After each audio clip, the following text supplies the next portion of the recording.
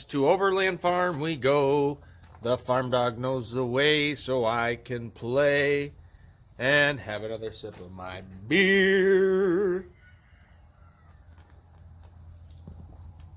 Ha ha! Good afternoon, guys, gals. Ted from Pewview Farms here. It is Saturday afternoon, and we are going to pack up in the farm dog. We got ourselves a keep yourself cool cooler, and we're going to watch the Overland Farm do hay today. Okay, for those of you guys who follow the channel, know that Overland Farm purchased a, what's called a silage baler, because that's mainly what we're going to be using it for. KR 125 krone round baler. Today is the first day it's going to be used. We're not making silage. He wanted to knock some dry hay down. We are having a killer summer right now. 70s, 80 degree weather. Beautiful, dry, windy. So we decided to knock down just a little bit of hay just to get this baler a try out, because the next 2 weeks, actually in 2 weeks from today, we will be doing silage bales with that baler. So he wants to get the feel for it, how it works, everything like that. So it's kind of a trial and error day. So I'm going to hop on through the woods, down over through there, and head to the Overland Farm. There's a nice little four-wheeler trail going through there, and try to get you guys some footage of this KR 125 round baler running. And it's kind of nice because this is not my gig.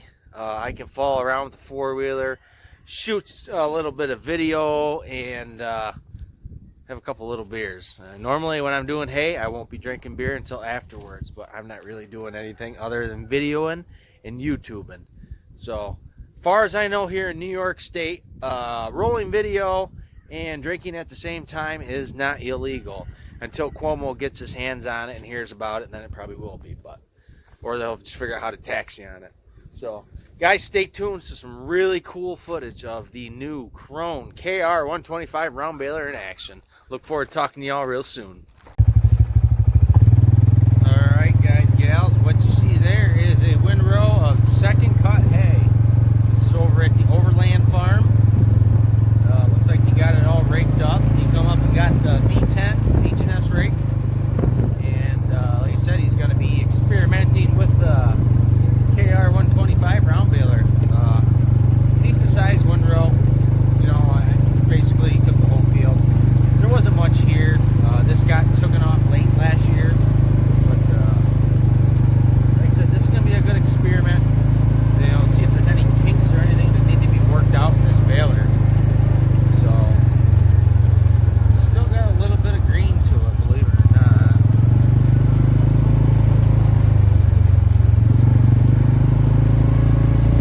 Yeah, I wouldn't say it's thoroughly dry, but it's pretty close. I would say that these bales will probably be baled at 10-15% moisture would be my guess by looking at this windrow. So we'll go, he's got one more field that he did. We're going to go check it out and see if he's got the baler hooked up yet. We'll do a little sneak attack up on the Overland Farm cows. And of course, they're skittish.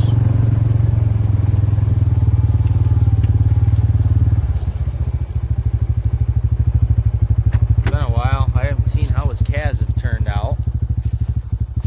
They don't look too bad. Man, they're skittish though.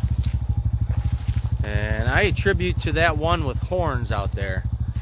If you guys remember, horny cow that we had, that is a predecessor of one of them cows. He also had one, and it's still in here. And the damn thing is pretty skittish. Look at them all take off. Huh, some bitch.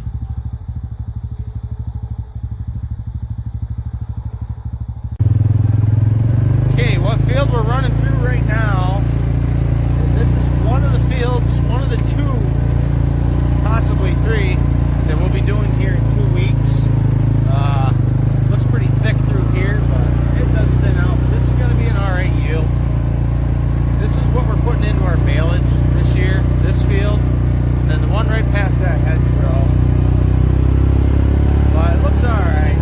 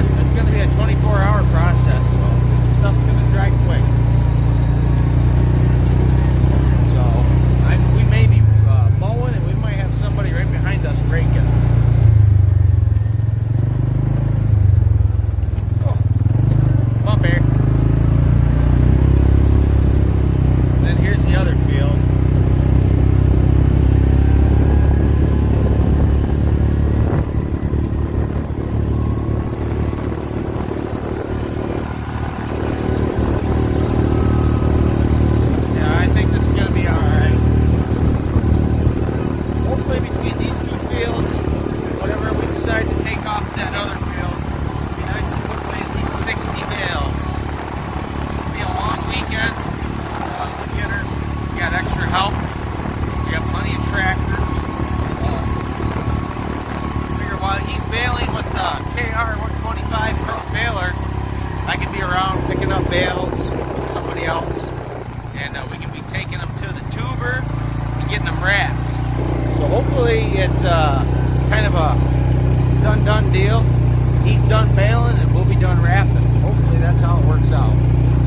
Then we can enjoy ourselves and think about putting the hay equipment away for 2019 and worrying about the 2020 season.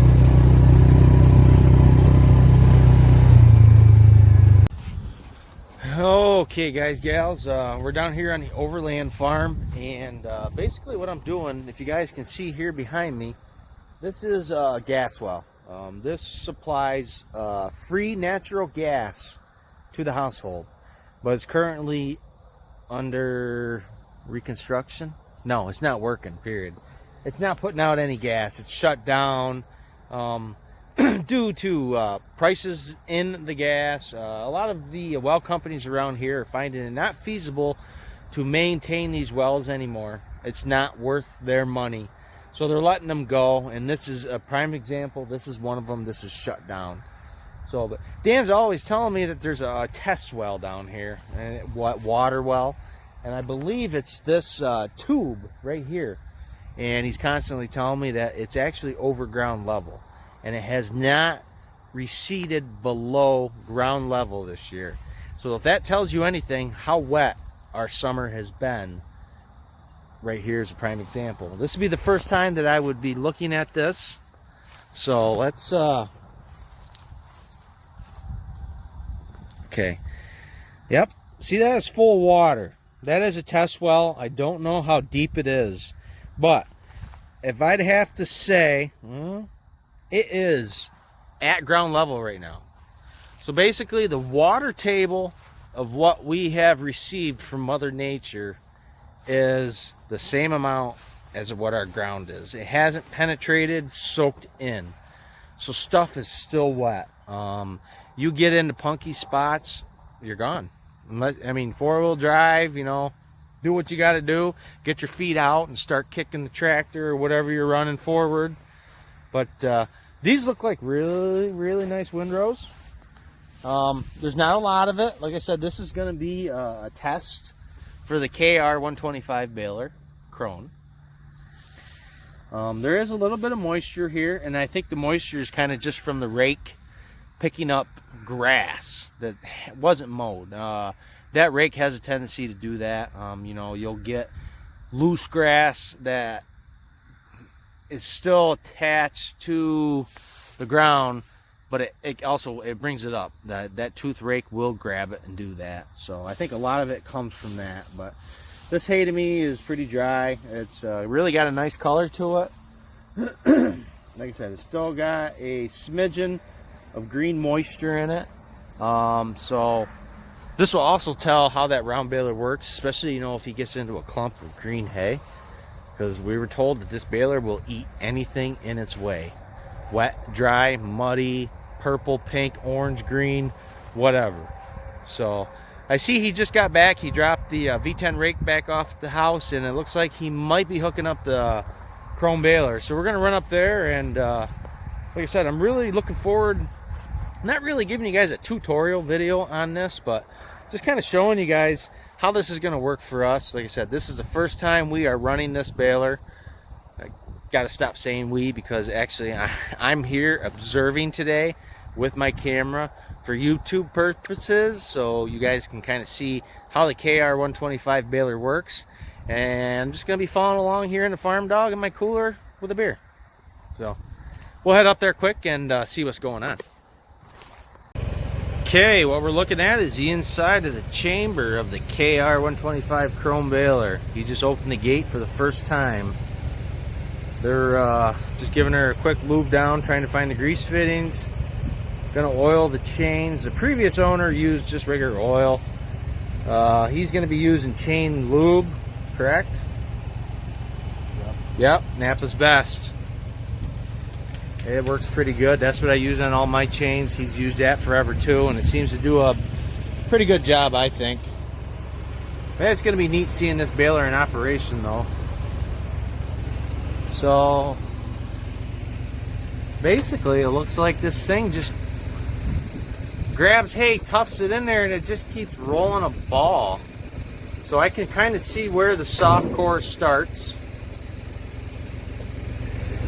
It looks pretty heavy duty. A lot of bearings.